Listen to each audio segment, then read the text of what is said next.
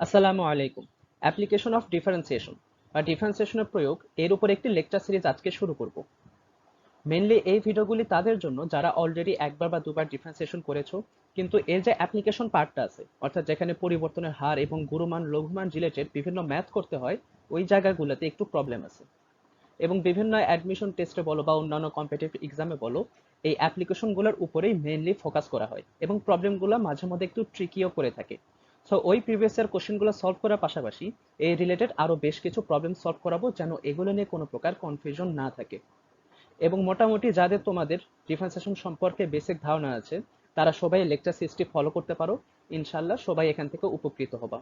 আর হ্যাঁ, কিছু কথা বলে রাখি যে এখানে কিন্তু কোনো বেসিক ডিফারেন্সিয়েশন দেখাবো না, যেমন চেন রুল কেমনে অ্যাপ্লাই করতে হয় বা পরামিতিক সমীকরণের ডিফারেন্সিয়েশন বা অব্যক্ত ফাংশনের ডিফারেন্সিয়েশন কেমনে করতে হয়, এগুলো কিন্তু দেখাবো না। তোমাদের আগে থেকেই এগুলো কিন্তু একটু জেনে থাকা লাগবে। মেইনলি যে অ্যাপ্লিকেশন পার্টটা আছে ওটা নিয়েই ডিসকাস করব। তো চলো আজকে লেকচারটি শুরু করা যাক। আজকে এই রিলেটেড কোনো প্রকার ম্যাথ সলভ করব না, জাস্ট ডিফারেন্সিয়েশন কি এবং একে আমরা কোথায় প্রয়োগ করতে পারি এবং এর মাধ্যমে কি নির্ণয় করতে পারি, ওটা নিয়ে আজকে কিছু বেসিক আলোচনা করব। ডিফারেন্সিয়েশনের প্রয়োগ বোঝার জন্য আরেকটি কনসেপ্টের প্রয়োগ বোঝা অনেক বেশি ইম্পর্টেন্ট, এবং সেই কনসেপ্টটি হচ্ছে ঢাল বা স্লোপ। আমরা জানি ঢাল বা স্লোপ একটি রেখার বৈশিষ্ট্য, অর্থাৎ একটি রেখা এক্স অক্ষের ধনাত্মক দিকের সাথে কত ডিগ্রি কোণ করে সেটা ট্যানজেন্টকে আমরা ওই রেখার ঢাল বলে থাকি। যেমন আমি যদি একটা স্ট্রেট লাইন কনসিডার করি যেটা এক্স অক্ষের ধনাত্মক দিকের সাথে থিটা ডিগ্রি কোণ করছে, তাহলে এই কোণের ট্যানজেন্ট অর্থাৎ ট্যান থিটাকেই এই রেখার ঢাল বলা হয় এবং এটাকে প্রকাশ করা হয় এম এর মাধ্যমে। এখন ঢালের একটা প্রয়োগ বা একটা মিনিং বলতে পারো যে একটি রেখার ঢালের মাধ্যমে বোঝা যায় যে ওই রেখাটি কতটুকু ঢালু আছে বা কতটুকু হেলানো আছে। যেমন আমি যদি এখানে আর একটা স্ট্রেট লাইন কনসিডার করি যেটা এক্স অক্ষের ধনাত্মক দিকের সাথে থিটা প্রাইম কোণ করছে, তাহলে এখান থেকে বলা যায় যে থিটা প্রাইম থিটার চেয়ে বেশি। এবং আমরা জানি যে থিটার মান বৃদ্ধি পেলে ট্যানের মানও বৃদ্ধি পায়, অর্থাৎ এখানে অবশ্যই ট্যান থিটা প্রাইমের ভ্যালু ট্যান থিটার চাইতে বেশি হবে। এখন যদি আমি এই দ্বিতীয় স্ট্রেট লাইনের ঢালকে এম প্রাইম বলে থাকি এবং প্রথমটাকে এম বলে থাকি, তাহলে এই এম প্রাইম কিন্তু অবশ্যই এম এর চাইতে বেশি হবে, কারণ দ্বিতীয় রেখার কোণে যেহেতু ট্যানজেন্ট নিয়েছি, সো ওটা তার ঢাল বুঝাইতেছে। সো এখান থেকে আমরা দেখতেছি যে দ্বিতীয় রেখার ঢাল প্রথম রেখার চাইতে বেশি এবং দ্বিতীয় রেখাটা কিন্তু প্রথম রেখার চাইতে একটু বেশি খাড়া। সো এখান থেকে আমরা বলতে পারি যে যে রেখার ঢালের মান যত বেশি হয় সেই রেখাটি তত বেশি একটু খাড়া হয়ে থাকে। সো এখান থেকে আসলে বলা যায় যে ঢালের মাধ্যমে একটি রেখা কতটুকু হেলানো বা খাড়া আছে, অর্থাৎ এর স্টিফনেসটা ঢালের মাধ্যমে বোঝা যায়। এখন আমরা ঢালের আরেকটা মিনিং দেখব যেটা অনেক বেশি ইম্পর্টেন্ট, এবং সেটা হচ্ছে যে একটি রেখার ঢালকে বলা যায় পরিবর্তনের হার। পরিবর্তনের হার। একটি ঢালকে পরিবর্তনের হার কেমনে বলা যায় ওটা এক্সপ্লেন করার জন্য আরেকটা স্ট্রেট লাইন কনসিডার করি। ধরি যে এই স্ট্রেট লাইনের উপর দুটো পয়েন্ট আমাদের জানা আছে। সো একটি রেখার উপর যদি আমাদের দুটো পয়েন্ট জানা থাকে, তাহলে ওই দুটো পয়েন্ট জানার মাধ্যমে আমরা ঢাল কেমনে বের করে থাকি। আমরা জানি ঢাল হয় ওই দুটো পয়েন্টের কোটিদ্বয় অন্তর বাই ভুজের অন্তর। আমার মনে হয় তোমরা সবাই ফর্মুলাটি জানো, তাও ছোট্ট করে আরেকবার এক্সপ্লেন করে দিই। আমরা তো এই দুটো পয়েন্ট জানার মাধ্যমে এই রেখার ঢাল বের করতেছি, আর ঢাল বের করতে হয় এই রেখাটা এক্স অক্ষের সাথে যত কোণ করছে সেটা ট্যানজেন্ট। সো আমি ধরে নিই এই কোণটা হলো থিটা। সো এই দুটো পয়েন্টের মাধ্যমে এখন জাস্ট আমার এই থিটাটা বের করতে হবে। সো এটা বের করার জন্য প্রথমে যে দুটো পয়েন্ট দেওয়া আছে ওই দুটো পয়েন্ট নিয়ে আমি একটা ট্রায়াঙ্গেল বানাই নিই। এখন এই ত্রিভুজের এই কোণ কিন্তু অবশ্যই থিটা হবে, কারণ এই দুটো সমান্তরাল রেখা যেহেতু এই রেখাকে ছেদ করছে, ফলে এই কোণ এবং এই কোণ হবে অনুরূপ কোণ। সো এটা থিটা হলে এটা অবশ্যই থিটা। এখন এই সমকোণী ত্রিভুজের এই যে উচ্চতাটা আছে, এই উচ্চতা হলো এই দুটো পয়েন্টের কোটির অন্তর, যেটাকে আমরা বলতে পারি ডেল ওয়াই। এবং এই যে সমকোণী ত্রিভুজের ভূমি আছে, এই ভূমিকে বলতে পারি এই দুটো পয়েন্টের ভুজের অন্তর। অর্থাৎ ডেল এক্স। সো এখান থেকে যদি ট্যান থিটার অনুপাতটা নেই, তাহলে আমরা জানি ট্যান থিটা হবে ত্রিভুজের লম্ব বাই ভূমির অনুপাত, অর্থাৎ ডেল ওয়াই এবং ডেল এক্স এর অনুপাত। এবং এই যে কোণের ট্যানজেন্ট, এটাকেই আমরা ঢাল বলে থাকি।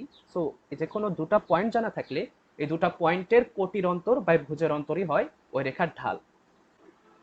এখন ঢাল সমান del y by del x. এই del y by del x এর কিন্তু আরেকটা মিনিং বলা যায় যে এক্স এর পরিবর্তনের সাপেক্ষে ওয়াই এর কি পরিমাণে পরিবর্তন হয়েছে, ওটাই হচ্ছে del y by del x. দেখো বিষয়টাকে একটু ভেঙে বলি।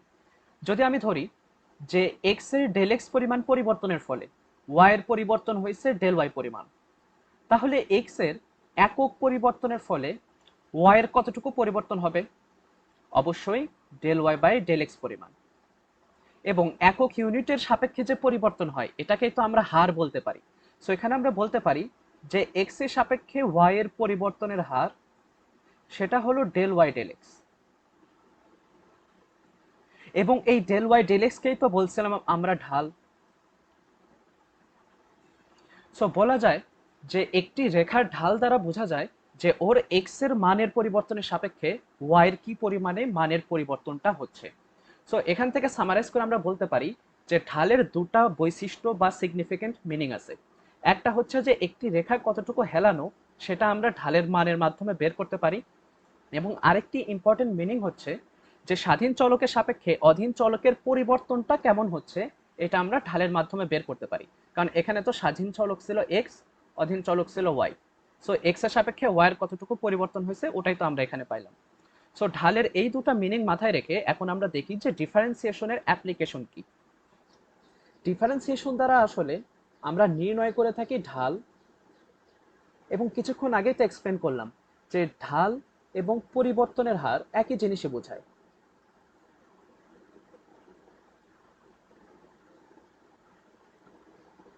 সো বলা যায় যে একটি ফাংশনকে যখন আমরা ডিফারেন্সিয়েশন করে থাকি আসলে আমরা সেই ফাংশনের ঢাল বা তার পরিবর্তনের হার নির্ণয় করে থাকি। অর্থাৎ ডিফারেন্সিয়েশনের মাধ্যমে আমরা যে কোনো সরলরেখা বা বক্ররেখার ঢাল অনেক সহজে নির্ণয় করতে পারি। এখন আমাদের মাথায় যেটা প্রশ্ন আসে, যা আমরা তো ঢাল নির্ণয় করার একটা প্রসেস কিছুক্ষণ আগে দেখলাম, সো ডিফারেন্সিয়েশনের প্রয়োজনীয়তা কি ঢাল নির্ণয়ের জন্য? সো এটা বোঝার জন্য প্রথমে দেখো দুটো গ্রাফ কনসিডার করি, যার মধ্যে একটি গ্রাফে রাখলাম আমি একটা স্ট্রেট লাইন, এবং আরেকটি গ্রাফে রাখবো আমি একটা কার্ভ বা একটা বক্ররেখা। এখন একটি সরল রেখা এবং একটি বক্ররেখার ঢালের মধ্যে কি পার্থক্যটা হয় সেটা একটু বোঝার চেষ্টা করি। প্রথমে সরল রেখাটা খেয়াল করো। এই সরল রেখার ঢাল অনেক সহজে বের করা যায় না। শুধু del y by del x করে দিলেই, অর্থাৎ যে কোনো দুটো পয়েন্ট জানা থাকলে আমরা কি অনেক সহজে ঢালটা নির্ণয় করতে পারি। কিন্তু একটি বক্ররেখার জন্য কি এত সহজে বের করা যায়? আসলে একটি বক্ররেখার ঢাল দ্বারাই বা কি বোঝায়? একটি বক্ররেখার ঢাল দ্বারা বোঝায় যে ওর যে কোনো বিন্দুতে অঙ্কিত স্পর্শকের ঢাল। অর্থাৎ আমি যদি বলি এই বক্ররেখার এই বিন্দুর ঢাল কত, তাহলে ওখানে যে স্পর্শক হবে ওই স্পর্শকের ঢালকেই আমরা আসলে বক্ররেখার ওই বিন্দুতে ঢাল বলে থাকি। অর্থাৎ ওই বিন্দুতে আমাকে প্রথমে একটা স্পর্শক নিতে হবে। যদি ধরি যে এই স্পর্শকটা এক্স অক্ষের ধনাত্মক দিকের সাথে থিটা কোণ করছে, তাহলে ট্যান থিটাই হবে এই বক্ররেখার এই বিন্দুর ঢাল। আবার যদি আমি বলি যে এই বিন্দুতে এই বক্ররেখার ঢাল কত, তাহলে ওই বিন্দুতে আমাকে একটা স্পর্শক নিতে হবে। তাহলে ওই স্পর্শকটা এক্স অক্ষের ধনাত্মক দিকের সাথে যে কোণ করবে ওটার ট্যানজেন্টকে আমরা বলে থাকবো ওই বিন্দুর ঢাল। এখন এখানে আগের এই বিন্দুতে স্পর্শক যেই কোণটা করছে, এই যে দ্বিতীয় স্পর্শকটা টানলাম, এই দ্বিতীয় স্পর্শক কি সেম কোণ করবে? এই কোণ এবং এই কোণ কিন্তু কখনোই সেম হবে না। আমি যদি এই কোণটাকে বলে থাকি থিটা প্রাইম, তাহলে থিটা প্রাইম আর থিটা কিন্তু কখনোই সমান হবে না। এখন চিন্তা করো, আমি যদি আবার অন্য যে কোনো একটা পয়েন্টে ঢাল নির্ণয় করি, অর্থাৎ একটি স্পর্শক টানি, ওটাও কি দুটার যে কোনো একটা সমান কোণ করবে? করবে না। কিন্তু আমি যে বক্ররেখাটা এখানে ড্র করছি এর প্রতিটা বিন্দুতে স্পর্শক ভিন্ন ভিন্ন কোণ করবে। অর্থাৎ ভিন্ন ভিন্ন স্পর্শক হওয়ার কারণে ভিন্ন ভিন্ন অ্যাঙ্গেল, ফলে সবগুলাতেই ডিফারেন্ট একটা ঢাল পাওয়া যাবে। কারণ কোণ চেঞ্জ হয়ে গেলে ট্যানজেন্ট চেঞ্জ হয়ে যাবে, ফলে সেটার ঢালও চেঞ্জ হয়ে যাবে। সো বলা যায় যে একটি সরল রেখার জন্য যে ঢাল পাওয়া যায় একটি সরলরেখার জন্য ঢালটা হলো কনস্ট্যান্ট বা ধ্রুবক। কিন্তু যখন একটা বক্ররেখা আমরা কনসিডার করি, বক্ররেখার প্রতিটা বিন্দুতে ঢালটা হয় বিভিন্ন রকম, অর্থাৎ এক একটা পয়েন্টের জন্য এক এক রকম ঢাল। সো এটাকে আমরা বলতে পারি একটা ভেরিয়েবল স্লোপ বা একটা পরিবর্তনশীল ঢাল। সো একটা বক্ররেখার এই ভেরিয়েবল স্লোপ বা পরিবর্তনশীল ঢাল বের করা কি এতই সহজ? দেখো, আমরা কিন্তু একটি সরল রেখার জন্য অনেক সহজেই ঢাল বের করতে পারি। আমি যদি তোমাকে জাস্ট ডিরেক্টলি একটা সরল রেখার সমীকরণ বলে দিই y equal to mx plus c, আমি যদি বলি এর ঢাল কত, তাহলে কিন্তু আমরা বলে দিতে পারি এর ঢাল হলো m। আমি যদি বলি যে আরেকটি সরলরেখা হলো ax plus by plus c equal to 0, এটার ঢাল কত হয়? এটার ঢাল কিন্তু হয় মাইনাস a বাই বি। অর্থাৎ একটি সরল রেখার কিন্তু সমীকরণ দেখার সাথে সাথেই আমরা কিন্তু ঢাল বলে দিতে পারি। কিন্তু একটি বক্ররেখার ক্ষেত্রে কি সেটি করা যাবে? আমি যদি একটি বক্ররেখার সমীকরণ বলি y equal two x square plus one, এটার x ইকুয়াল টু ওয়ান বিন্দুতে বা x ইকুয়াল টু টু বিন্দুতে ঢাল কত, এটা কি জানা আমাদের কোনো প্রকার কমন প্রসেস আছে? সো এই যে পরিবর্তনশীল ঢাল হয় একটি বক্ররেখার জন্য, এই পরিবর্তনশীল ঢাল বের করার জন্য অনেক সহজ হয়ে আসে, অনেক কনভিনিয়েন্ট হয়ে আসে। এই জন্যই আমরা আসলে ডিফারেন্সিয়েশন করে থাকি। অর্থাৎ যখন আমরা যে কোনো ফাংশনকে ডিফারেন্সিয়েশন করে থাকি, তাহলে ওর যে ঢাল আছে সেটা পরিবর্তনশীল হোক বা ধ্রুবক হোক, সেটা আমরা পেয়ে যাই। এখন এই যে বললাম যে ডিফারেন্সিয়েশন করে আমরা আসলে ঢাল পাই, এটাকে ঢাল না, ঢালের ফাংশন বলা উচিত। কারণ এর মাধ্যমে তো আমরা পরিবর্তনশীল ঢালও নির্ণয় করতেছি। এখন ঢালের ফাংশন কেন? এই যে এই বক্ররেখাটা চিন্তা করো তো, এক একটা পয়েন্টে ভিন্ন ভিন্ন ঢাল আসতেছিল না? সো আমি যদি এখানে ভেরিয়েবল স্লোপের জন্য একটা যদি ঢালের ফাংশন বানাই, যেটাকে আমি নাম দিলাম m of x, m of x দ্বারা বুঝাইতেছি যে আমি ঢালেরই একটা ফাংশন বানাবো যেটা হবে এক্স এর চলকের মাধ্যমে। অর্থাৎ আমি এখানে এক্স এর যে মানটা বসাবো, এক্স এর সেই মানে এই বক্ররেখার ঢালটা কত ছিল সেটা আমি ওখান থেকে পেয়ে যাব। তাহলে দেখো, আমি যদি পুরো কথাটাকে সামারাইজ করি, তাহলে বিষয়টা এরকম যে ডিফারেন্সিয়েশনের মাধ্যমে আমরা আসলে একটি ফাংশনের ঢালের ফাংশন নির্ণয় করে থাকি। যদি সেটা ধ্রুবক হয়ে থাকে তাহলে ঢালটা পাবো ধ্রুবক, যদি ঢালটা পরিবর্তনশীল হয়ে থাকে তাহলে আমরা ঢালের ফাংশনটা পেয়ে যাব। আমরা ওই ঢালের ফাংশনে এক্স এবং ওয়াই এর যে ভ্যালুটা বসাবো, সেই পয়েন্টের জন্য ওই বক্ররেখার ওই বিন্দুতে ঢাল কত ছিল সেটা আমরা পেয়ে যাব। এখন আমরা একটু ভেরিফাই করে দেখি যে ডিফারেন্সিয়েশনের মাধ্যমে আসলে ঢাল পাওয়া যাচ্ছে কিনা। সো আমরা আমাদের কিছু পরিচিত ফাংশন যেগুলোর আমরা ঢাল আগে থেকে জানি, সো আমরা ওই ফাংশনগুলোকে ডিফারেন্সিয়েশন করে দেখব যে ওই সেম ঢাল পাওয়া যায় কিনা। যেমন y equal to mx plus c, সরলরেখার কনসেপ্ট থেকে আমাদের জানাই আছে যে এই সরলরেখার ঢাল পাওয়া যাবে m। সো আমরা ডিফারেন্সিয়েশন করে দেখি যে ওই ডেরিভেটিভটাও m আসে কিনা। সো দুই পাশে যদি x এর সাপেক্ষে ডিফারেন্সিয়েশন করি তাহলে বাম পাশে পাবো dy dx। এখন ডান পাশে mx এর মধ্যে x টা হলো চলক, m টা হলো ধ্রুবক। সো x কে ডিফারেন্সিয়েশন করলে 1, সো এটা আসবে m। c তো ধ্রুবক, এটাকে ডিফারেন্সিয়েশন করলে আসবে 0। আমি কিন্তু ধরে নিচ্ছি যে এই বেসিক ডিফারেন্সিয়েশন গুলো তোমরা জানো, সো এটাকে দেখো বেশি ইনডেপথে আলোচনা করলাম না। সো এখান থেকে যে dy dx অর্থাৎ ডেরিভেটিভ সেটা পাওয়া গেল m। এবং দেখো তো সরল রেখার কনসেপ্ট থেকে আমরা জানি না এর ঢাল m, সো বলা যায় যে ডিফারেন্সিয়েশন করে আমরা আসলে ঢালই পাইতেছি। সো আরেকটা ফাংশনকে ডিফারেন্সিয়েশন করে আমরা জাস্টিফাই করি, যেমন ax plus by plus c. দেখি যে ডিফারেন্সিয়েশন করে এটা কি পাওয়া যায়। সো বাম পাশে যদি আমরা ডিফারেন্সিয়েশন করি তাহলে ax কে ডিফারেন্সিয়েশন করলে পাওয়া যাবে a, by কে পাওয়া যাবে b ইন্টু dy dx, এবং সি যেহেতু ধ্রুবক এটাকে ডিফারেন্সিয়েশন করে পাওয়া যাবে 0, এবং 0 তো একটা ধ্রুবক, সো 0 কে ডিফারেন্সিয়েশন করেও 0। সো এখান থেকে যদি আমরা dy dx বের করি তাহলে dy dx পাওয়া যাবে মাইনাস a বাই বি। আচ্ছা, আমরা সরল রেখার কনসেপ্ট থেকেও জানি না যে ax plus by plus c এমন একটি সরল রেখার ঢাল হয়ে থাকে minus a by b. So দেখো, আমার মনে হয় তোমরা আসলে ভালোভাবে এটা রিয়েলাইজ করতে পারছো যে ডিফারেন্সিয়েশনের মাধ্যমে আসলে আমরা ঢাল নির্ণয় করে থাকি। এখন যদি আমরা পরিবর্তনশীল ঢালের ডেরিভেটিভের কিছু বৈশিষ্ট্য দেখি, অর্থাৎ এই যে y equal two x square plus one, এই যে এই ফাংশনটা, এই ফাংশনের ডিফারেন্সিয়েশন করলে আসলে কি পাওয়া যাবে? এখানে যদি আমি বাম পাশে ডিফারেন্সিয়েশন করি তাহলে পাওয়া যাবে ডিওয়াই ডিএক্স, এবং ডান পাশে যখন আমি এক্স স্কোয়ারকে ডিফারেন্সিয়েশন করব তখন পাওয়া যাবে 2x, এবং 1 তো ধ্রুবক, সো এটাকে করলে 0। সো বলা যায় এখান থেকে ডিওয়াই ডিএক্স এর ভ্যালুটা আসতেছে 2x। এখন ডিওয়াই ডিএক্স মানে কি? ডেরিভেটিভ, অর্থাৎ এটার দ্বারা কি বোঝানো হচ্ছে? ঢাল। এখন এই ঢালটা কিন্তু আসছে দেখো পরিবর্তনশীল ঢাল। এই যে সরল রেখাকে যখন আমরা ডিফারেন্সিয়েশন করলাম তখন কিন্তু এটা একটা ধ্রুবক, অর্থাৎ একটা ধ্রুবক ঢাল। এই যে এখানেও যে আমরা মাইনাস এ বাই বি পাইলাম, এও তো ধ্রুবক, বিও তো ধ্রুবক, এটাও কিন্তু একটা ধ্রুবক ঢাল। কিন্তু যখন আমরা একটি বক্ররেখাকে ডিফারেন্সিয়েশন করলাম তখন কিন্তু পাইলাম একটা পরিবর্তনশীল ঢাল।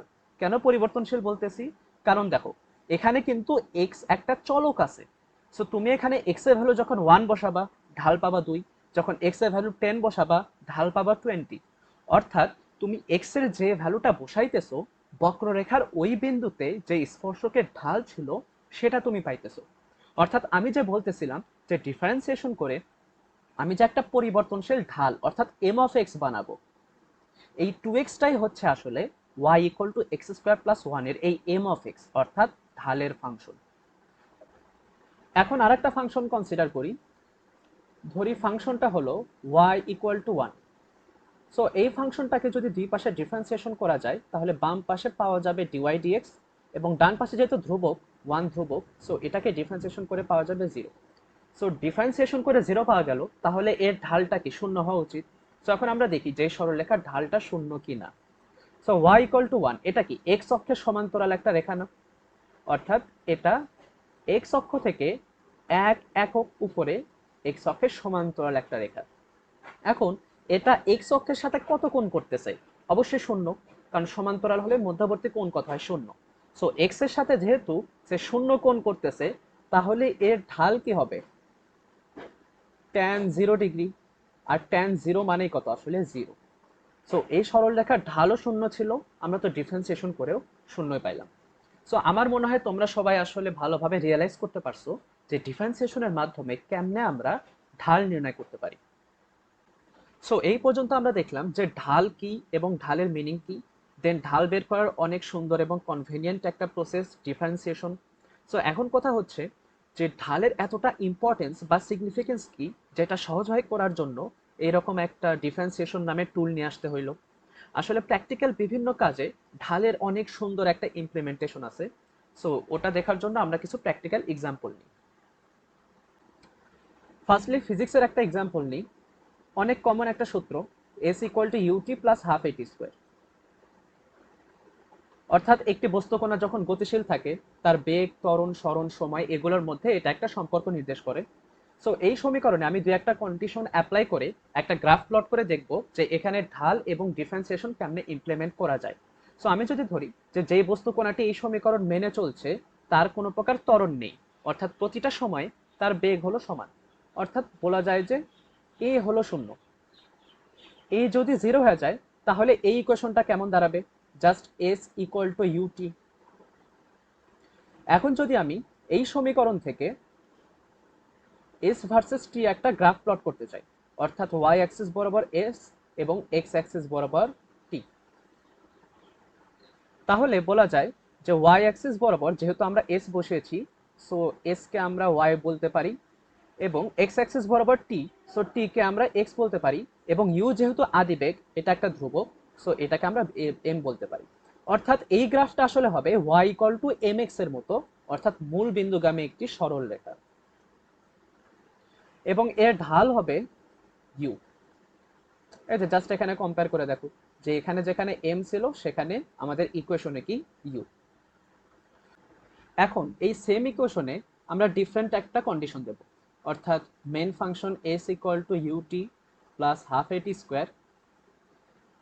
সো এখানে আমরা কন্ডিশন অ্যাপ্লাই করব যে এর এখন একটা নির্দিষ্ট ত্বরণ থাকবে, অর্থাৎ অ্যাক্সেলারেশন নট ইকুয়াল টু 0, এর একটা সুষম ত্বরণ থাকবে, এবং এর যে আদিবেগ ইনিশিয়াল ভেলোসিটি এটা হলো 0। সো এখন এই ইকুয়েশনটা কি দাঁড়াবে? যেহেতু ইউটাকে 0 করে দিছি, সো প্রথম টার্মটা 0, এবং এ যেহেতু নট ইকুয়াল টু 0, সো শুধু সেকেন্ড টার্মটাই থাকবে, অর্থাৎ s equal to half a t square. এখন যদি এখানেও আমরা s versus t graph plot করি, অর্থাৎ ওয়াই অ্যাক্সিস বরাবর এস, এক্স অ্যাক্সিস বরাবর টি, তাহলে এই গ্রাফটা কেমন হবে? এখানে দেখো ওয়াই অ্যাক্সিস বরাবর এস, সো এস কে ওয়াই দ্বারা রিপ্লেস করলাম। এক্স অ্যাক্সিস বরাবর হলো টি, সো টি এর জায়গায় এক্স লিখলাম, কিন্তু এখানে কিন্তু শুধু টি না, টি স্কোয়ার, সো এখানে একটা এক্স স্কোয়ার দিতে হবে এবং সামনে আসা একটা ধ্রুবক, এটাকে ধরে নিলাম এম। এখন কি এটা কি একটা সরল লেখা হচ্ছে? এটা কিন্তু একটা দ্বিঘাত সমীকরণ, অর্থাৎ এটা একটা প্যারাবোলিক ফাংশন বোঝাবে, অর্থাৎ এই গ্রাফটা হবে কিছুটা এইরকম। এখন এই গ্রাফের ঢাল কি বোঝাবে? এই গ্রাফের ঢাল কিন্তু একটা নির্দিষ্ট বেগ বোঝাবে, যেটাকে আমি ভি বললাম। সরল রেখা হোক বা বক্ররেখা হোক, এস ভার্সেস টি গ্রাফের ঢাল সব সময় আসলে ভি বোঝাবে। দেখো এটাকে আমরা সহজে বুঝতে পারি ঢাল দ্বারা যে পরিবর্তনের হার বোঝায় এই কনসেপ্টের মাধ্যমে। যখনই তুমি এস ভার্সেস টি গ্রাফ নিচ্ছ, তুমি এটার ঢাল এম কে কি বলতে পারো, যে ডেল টি এবং উপরে ডেল এস, জাস্ট যেমন del y by del x ছিল, এখানে কি del s by del t. আবার এই যে সময়ের সাথে সাথে যে স্মরণের পরিবর্তন, ওটাকে আমরা আসলে বেগ বলি না। সো এটা যেন আমরা সবসময় মাথায় রাখি যে এস ভার্সেস টি গ্রাফের ঢাল সবসময় বেগ বোঝাবে। কিন্তু এই আগের গ্রাফের ঢাল এবং এই গ্রাফের ঢাল এবং বেগের মধ্যে আসলে পার্থক্যটা কি? এর আগে যে গ্রাফটা আমরা দেখলাম, এটার ঢাল কি ধ্রুবক, সো এই গ্রাফের স্লোপটা হলো কনস্ট্যান্ট, এবং স্লোপটা যেহেতু বেগ, স্লোপ এম হলো এখানে বেগ, সো বলা যায় যে এখানকার যে ভেলোসিটি বা বেগ, ওটাও কি কনস্ট্যান্ট। অর্থাৎ এই গ্রাফের যে বেগ আছে ওটার মান কখনো পরিবর্তন হবে না। কিন্তু যদি আমরা এই গ্রাফটা দেখি, এই গ্রাফের যে ঢাল ভি, এটা কিন্তু পরিবর্তনশীল। জাস্ট এর আগে যে আমরা এই গ্রাফটা দেখছিলাম, যে আমরা যখন একটা নির্দিষ্ট বিন্দুতে স্পর্শক টেনে তার কোণ দেখব, প্রতিটা স্পর্শকের জন্য কোণ ভিন্ন ভিন্ন, ফলে ঢালও হবে পরিবর্তনশীল। সো বলা যায় যে এই রেখার প্রতিটা বিন্দুতে ঢাল ভিন্ন ভিন্ন, ফলে এর বেগও হলো ভিন্ন ভিন্ন। সো এখানে স্লোপটা হলো ভেরিয়েবল, পরিবর্তনশীল, ফলে এর যে ভেলোসিটি বা বেগ, এটাও কি পরিবর্তনশীল, অর্থাৎ ভেরিয়েবল। আসলে ফিজিক্সের কনসেপ্টের সাথে যদি মিলাও তাই কিন্তু পাওয়া যাবে। আচ্ছা, আমি শুরুতে এখানে কন্ডিশনটা কি দিয়ে দিয়েছিলাম, যে যেই বস্তু কোণাটা গতিশীল তার কোনো প্রকার ত্বরণ নেই, আর ত্বরণ না থাকা মানে কি, ওই বস্তুটার বেগ সবসময় সেমই থাকবে। সো দেখো তো, আমরা এই গ্রাফের কনসেপ্টের মাধ্যমে তাই পাইতেছি না, যে বস্তুটার ভেলোসিটিটা কনস্ট্যান্ট, অর্থাৎ সবসময় তার বেগটা সেম আছে, অর্থাৎ সমবেগ। এবং এটা দেখো তো, আমি বলছিলাম না যে এর একটা নির্দিষ্ট ত্বরণ আছে, এ নট ইকুয়াল টু জিরো, এবং ত্বরণ থাকা দ্বারা কি বোঝায়, যে প্রতিটা সেকেন্ডেই তার নির্দিষ্ট পরিমাণে বেগ বৃদ্ধি পাবে, অর্থাৎ বেগটা ধীরে ধীরে কি হবে, চেঞ্জ হবে। এই জন্যই কিন্তু এর ভেলোসিটি বা বেগটা আসছে পরিবর্তনশীল, যেহেতু ত্বরণ আছে, সময়ের সাথে সাথে তার বেগটা চেঞ্জ হবে। সো এখন এখানে আমরা এই ঢালের কনসেপ্টটা বুঝলাম, যে এই এস ভার্সেস টি গ্রাফের ঢালটা সবসময় বেগ বুঝাইতেছে। সো এখন এই কনসেপ্টটা আমরা ডিফারেন্সিয়েশন কেমনে অ্যাপ্লাই করতে পারি? সো এটা বোঝার জন্য আমরা এই দুটো ফাংশনকে ডিফারেন্সিয়েশন করে ফলাফলগুলো একটু খেয়াল করি। ওকে, ফার্স্ট ফাংশন ছিল s ইকুয়াল টু ইউটি। যেহেতু এখানে স্বাধীন চলক ছিল টি, সো দুই পাশে আমরা সময় সাপেক্ষে ডিফারেন্সিয়েশন করব, অর্থাৎ ডিএস ডিটি, এবং ডান পাশে d d t of u t. D s d t equals to, এখানে ইউটা কিন্তু ধ্রুবক, কারণ ইউটা কি ছিল, আদিবেগ। আদিবেগ তো আর কখনো চেঞ্জ হবে না সময়ের সাথে সাথে। সো এটা যেহেতু ধ্রুবক, এটা বাইরে চলে আসলো, এবং টি কে যদি তুমি টি এর সাপেক্ষে ডিফারেন্সিয়েশন করো, তাহলে কি হবে, 1। সো এখান থেকে আমরা পাচ্ছি d s d t equal to u. এখন যে সেকেন্ড ফাংশনটা ছিল, ওটা ছিল s equal to half a t square. এখানে যদি আমরা দুই পাশে সময় সাপেক্ষে ডিফারেন্সিয়েশন করি, অর্থাৎ d s d t equal to d d t of half a t square. So বাম পক্ষে ডিএস ডিটি, এবং ডানে খেয়াল করো যে হাফটা তো ধ্রুবক বাইরে চলে আসলো। এখানে এই যে ত্বরণ, এটা কিন্তু সুষম ত্বরণ, অর্থাৎ ইউনিফর্ম অ্যাক্সেলারেশন।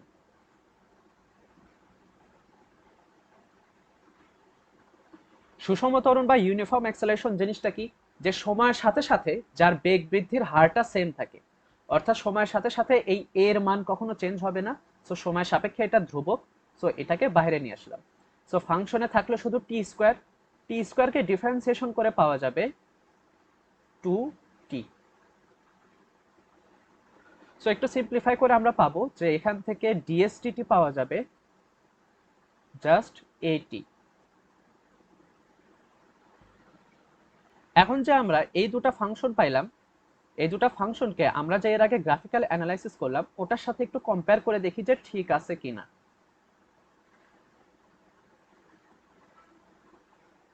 যদি ফার্স্টের এই ইকুয়েশনটা খেয়াল করো, এই যে ডেরিভেটিভ বা ডিফারেন্সিয়েশনটা পাইছো, ফার্স্টের এই যে ডিফারেন্সিয়েশনের ইকুয়েশনটা পাইলা, এটার মধ্যে কি কোনো টি আছে, কোনো প্রকার চলক আছে? এই যে ইউ, এই ইউটাতে ছিল আদি বেগ, অর্থাৎ এটা তো একটা ধ্রুবক। অর্থাৎ বলা যায় যে ফার্স্টের এই ফাংশনকে ডিফারেন্সিয়েশন করে আমরা একটা ধ্রুবক পাইছি। এখন আমরা এখানেও যে গ্রাফে দেখছিলাম, এটা গ্রাফ কি ছিল, একটা সরল রেখা ছিল না, ফলে এটা ঢাল ছিল ধ্রুবক এবং ওই ঢালটা ছিল ইউ। সো আমরা কিন্তু এখানে ডিফারেন্সিয়েশন করে ওই ঢালটা কিন্তু ডিরেক্টলি পেয়ে গিয়েছি ইউ। এখন যদি সেকেন্ড কেসটা খেয়াল করো, এই যে ঢালের ফাংশন এটার মধ্যে কিন্তু টি আছে, আর টিটা কি সময় পরিবর্তনশীল একটা চলক। সো বলা যায় যে এটা ঢাল হলো পরিবর্তনশীল, অর্থাৎ সময়ের সাথে সাথে এই ঢালটা পরিবর্তন হবে। এখন যদি এই গ্রাফটা খেয়াল করো, এই গ্রাফে দেখো সেম অ্যানালাইসিস আমরা পাইছিলাম না, যে এই গ্রাফের ঢালটা হবে পরিবর্তনশীল, কারণ এটা একটা বক্ররেখা। সো বলা যায় যে আমরা ডিফারেন্সিয়েশন করার মাধ্যমে অনেক সহজে যেসব গ্রাফের ঢাল পরিবর্তনশীল ছিল এবং যেসব গ্রাফের ঢালগুলো ধ্রুবক ছিল, ওগুলো আমরা অনেক সহজেই বের করে ফেলতে পারবো। এবং দেখো ডিফারেন্সিয়েশন করার ফলে সুবিধাটা আসলে কি হয়, যে এই যে ডিএসডিটি, এই ডিএসডিটিকে আমরা কি বলতে পারি, যে সময়ের সাপেক্ষে সরণের পরিবর্তনের হার, এবং সময়ের সাপেক্ষে যে সরণের পরিবর্তন বা ঢাল, এটাকেই তো আমরা বলে থাকি বেগ। সো বলা যায় যে এখানকার যে ভি অফ টি, ওটা হলো ইউ, এবং এই সেকেন্ড ফাংশনের ক্ষেত্রে যে ভি অফ টি, এইটা কি, এইটি। দ্বিতীয় ক্ষেত্রে দেখো টি এর ভ্যালু যাই বসাও না কেন, এর বেগ কিন্তু সবসময় ইউই থাকবে, অর্থাৎ এখানে কোনো প্রকার ত্বরণ নেই। দ্বিতীয়টাতে দেখো, তুমি যখন টি এর ভ্যালু 1 বসাবা তখন নির্দিষ্ট একটা বেগ পাবা, টি এর ভ্যালু যখন 2 বসাবা আলাদা একটা বেগ পাবা, অর্থাৎ ত্বরণ থাকার কারণে কিন্তু এর বেগটা কিন্তু চেঞ্জ হচ্ছে। এবং এই যে আমরা সমীকরণটা পাইলাম, এই সমীকরণের জন্য কি আমরা যে কোনো সময়ের জন্য বেগ অনেক সহজে বের করতে পারতেছি না? আশা করি তোমরা সবাই ধারণা পাইলা যে ডিফারেন্সিয়েশনের অ্যাপ্লিকেশনটা কি। আসলে এখানে যেরকম আমরা এস ভার্সেস টি গ্রাফের ঢাল বেগকে বের করলাম ডিফারেন্সিয়েশনের মাধ্যমে, অনুরূপভাবে কিন্তু ভি ভার্সেস টি গ্রাফের ঢাল কি হয়, ত্বরণ, ওটাকেও কিন্তু আমরা ভি এর একটা ফাংশনকে ডিফারেন্সিয়েশন করে বের করতে পারবো। এমনকি ফিজিক্স কেমিস্ট্রির যত জায়গায় ঢাল এবং পরিবর্তনের হারের কনসেপ্টটা আছে, সে সকল জায়গায় ডিফারেন্সিয়েশনকে অ্যাপ্লাই করা যাবে। সো সামনের লেকচার থেকে যখন ম্যাথমেটিক্যাল প্রবলেমগুলো সলভ করব, তখন তোমাদের ধারণাগুলো আরেকটু বড় হবে। সো লেকচারটি এই পর্যন্তই।